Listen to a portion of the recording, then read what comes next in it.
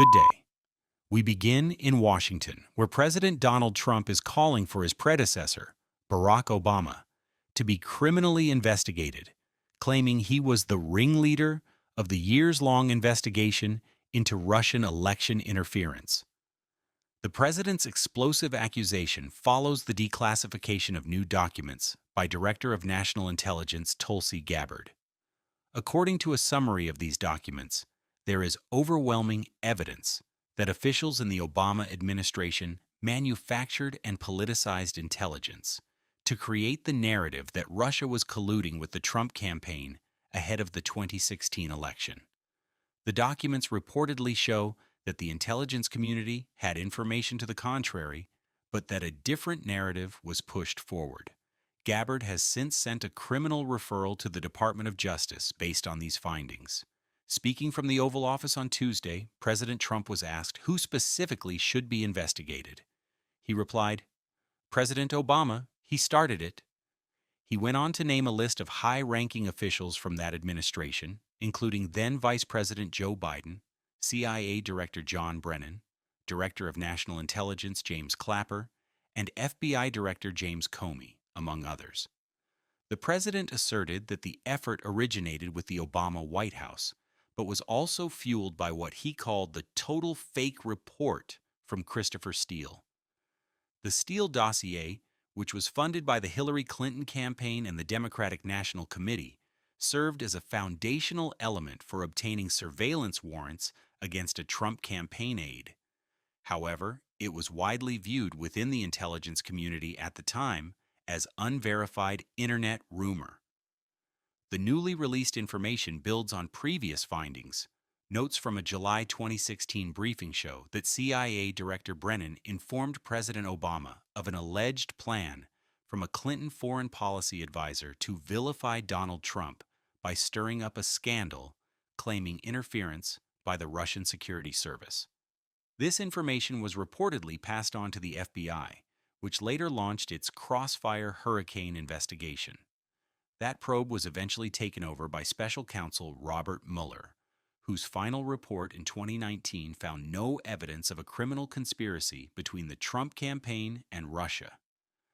A subsequent investigation by special counsel John Durham concluded that the FBI had failed to act on clear warning signs that it was the target of a political effort to manipulate law enforcement. In a related development, sources indicate that both former FBI Director James Comey and former CIA Director John Brennan are now under criminal investigation, launched by current FBI Director Kash Patel. None of the former Obama-era officials named have yet responded to requests for comment. The political battles stemming from the 2016 election continue to echo, and now a new front is opening up over the drawing of the nation's political map. In Texas, Republicans are advancing a mid-decade redistricting effort, a move backed by President Trump that would redraw the state's congressional districts. This has prompted Democrats in key blue states to consider a retaliatory response. California Governor Gavin Newsom has publicly stated he is weighing a special legislative session to redraw his state's House districts, calling the Texas maneuver a whole other level of weaponization of the process. The fight over redistricting is intensifying scrutiny on how population counts, which determine the allocation of congressional seats, are influenced. In that context, a video from 2010 has resurfaced, sparking significant outrage among conservatives.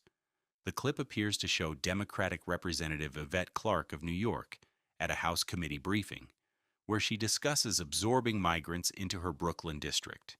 In the video, she states, "I need more people in my district, just for redistricting purposes."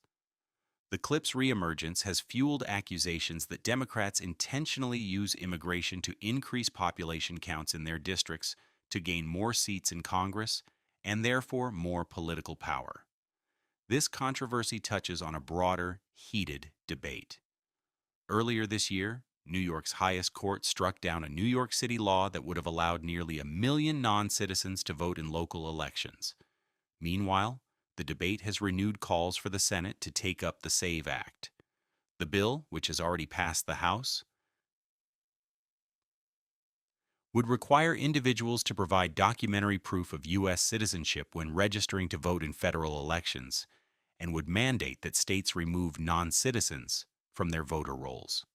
While these battles over political power continue, the Trump administration is also floating a major new economic policy aimed at the housing market.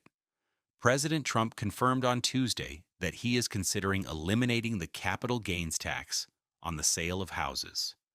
When asked about the potential policy change during a meeting with the president of the Philippines, Trump said, "We're thinking about that."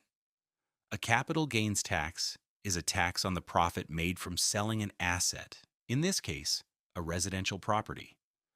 Currently, the tax rates for long-term capital gains on homes owned for more than a year range from 0 to 20%, depending on the seller's income. Gains on homes owned for less than a year are taxed at the same rate as ordinary income. The president suggested that such a tax cut might not even be necessary if the Federal Reserve took other actions to stimulate the economy. He added, "If the Fed would lower the interest rates, we wouldn't even have to do that," arguing that lower rates would unleash the real estate market on their own.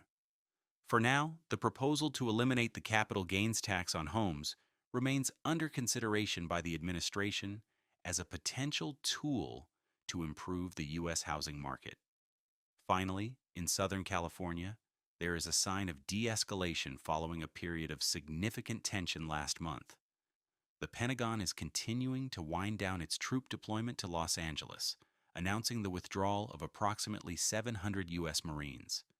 The Marines were sent to the city in June on President Trump's orders, along with 4,000 National Guard troops, in response to widespread civil unrest and protests against federal immigration enforcement operations. In a statement, Pentagon spokesman Sean Parnell said the decision was made because stability has returned to Los Angeles. He noted that Secretary of Defense Pete Hegseth directed the redeployment of the Marines, whose presence, he said, sent a clear message: lawlessness will not be tolerated. This latest withdrawal follows an earlier decision to halve the deployment of the National Guard troops in the city. The moves signal a consistent winding down of the heightened federal presence that was established in response to last month's protests,